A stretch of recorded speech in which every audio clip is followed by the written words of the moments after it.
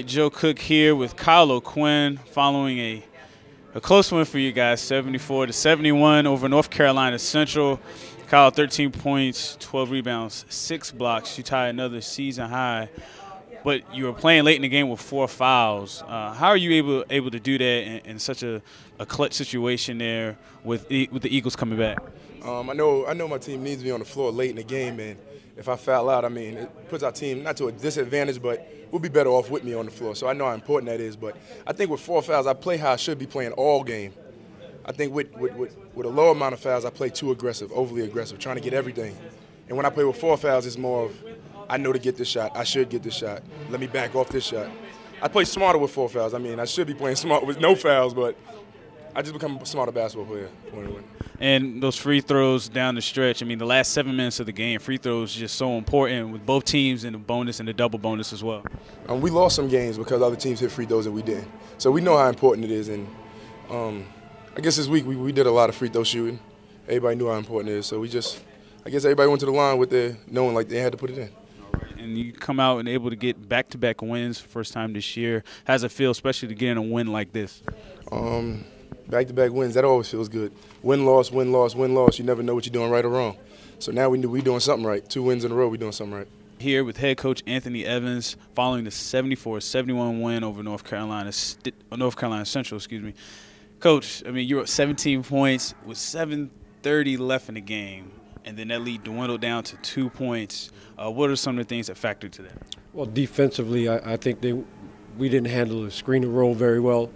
It's something we've got to work on. I think teams have spotted a weakness, and it's something we have to correct so they can't take advantage of it, trying to drive to the basket, get to the free throw line. Because that's what their purpose was. When they were driving to the basket consistently, they were trying to draw fouls, and, you know, they did. They went to the free throw line and knocked down their free throws.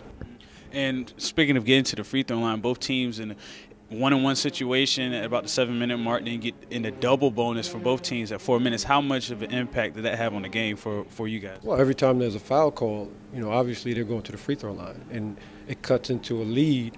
Time doesn't start.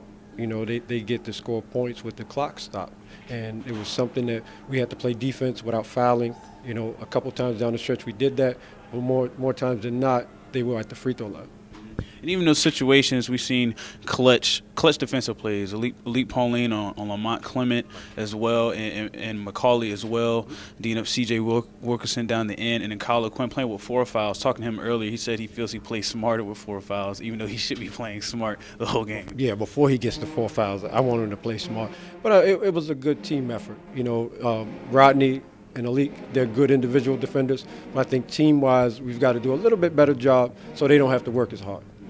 And you also got to the free throw line as well. You got to the line 27 times in the second half and hit 16. We worried at all when it came down to those free throws? Well, I think you just have to have confidence in your players. You know, they've been there before, and you have faith that they're going to knock the shots down. And, you know, obviously it's a stressful situation, but you have to have the confidence that they're going to go up there and knock them down. And he definitely did. And Chris McEachin, season high 18 points tonight. Really brought what he did on the road at Howard back home. How good is it to see him hit those threes in Eccles Hall? Well, it was great because he gives us a consistent perimeter threat. Now people can't just sit in on Kyle or double-team Rob when he drives to the basket. You have to respect all 3 of the guys. Joe Cook here with Chris McEachin. Bringing the game that you had at Howard, you definitely brought it home tonight. Season high 18 points, 5 threes. I mean, how was it that, you know, you bring that game back home in a big game like this? Well, after we played Hampton and FAMU, I was in a shooting slump. I probably was like 1 for 14 in them 2 games. And after the Hampton game, you know, I scored 0 points, played 30 minutes, so had a nice little epiphany time, you know what I mean? Like, focus on myself, like what I need to do to get back in my rhythm. So today, my teammates found me a little bit earlier. I seen knocked a few shots down, so I started seeing a bigger basket, got my confidence up.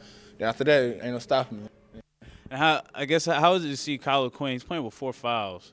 Would he still get 6 blocks? You had 4 fouls as well. I mean, everyone was playing with at least 3 fouls, it seems, but you guys pulled it out and were able to execute still defensively. Yeah, I really like when Kyle playing, like when he's playing hard. 'Cause sometimes he tends to coast, but like when he's an inside post presence, he can't be stopped on defense or offensive end, and he's a big boost to our defensive our defensive side when he's playing real hard and he's trying to block everything. So what are the things you're going to continue to do to keep your shooting up going to the next game on Monday night? 500 shots a day, even after practice, before and after practice, 500 shots a day, and hopefully we'll keep winning. Here with Aleek Pauline, another player in double figures for the Spartans tonight with 11 points. Aleek, great game. You left in the second half. Seemed like you had an ankle injury, but you came back, played some tough D, especially on Lamont Clement. Definitely big three-point shooter, but you kept him in check right there in the second half, making it tough for him on defense. Yeah, that's what we had to do. Coach said in scout he was the leading scorer, so usually I guard the best player that could score. So I just took it upon my job to make it hard for him to score. Now, how hard was that to do late in the game, the last 7 minutes of the game, both teams in the bonus and double bonus with the foul situation? It was kind of hard. He runs off a lot of screens. The way we play our defense, if someone drives, we give help, when we get back to our shooters. But what I did was just cancel him out. I just face guarded him the whole time. So, that's what I did. And then on the other side of the ball, offense, they're in the foul situation as well. What's the mindset going in when you know a team has that many fouls on them late in the game? Yeah, just get to the basket, whether we make the shot or not.